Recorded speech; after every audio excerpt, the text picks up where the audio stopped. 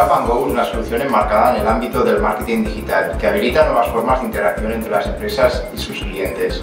La plataforma permite a las empresas promocionar sus productos atrayendo y captando la atención sobre los mismos de una forma innovadora.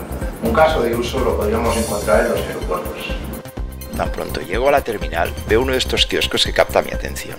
Asocio mi dispositivo, bien mediante el código QR o vía NFC, pudiendo entonces navegar, buscar y seleccionar productos o servicios de mi interés, con el simple movimiento de la mano, arrastrarlos al teléfono virtual gracias al uso del dispositivo Kinect. Toda la información se sincroniza con mis dispositivos gracias al uso de las tecnologías de la nube, permitiéndome consultar y compartir la información desde cualquier lugar y en cualquier momento. Una vez ya en mi casa, puedo revisarlo con la familia, desde mi Smart TV, consola de videojuegos, ordenador o tableta.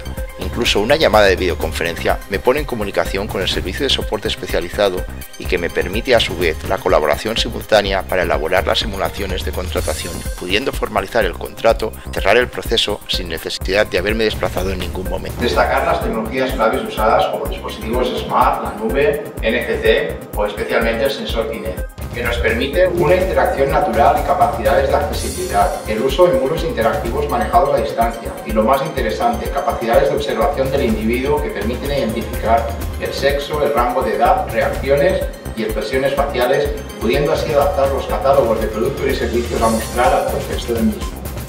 Grab & Go se presentó en el pasado Mobile World Congress. Destacar que la idea surgió del equipo de Avanade en España y más concretamente de nuestro centro de innovación en Barcelona.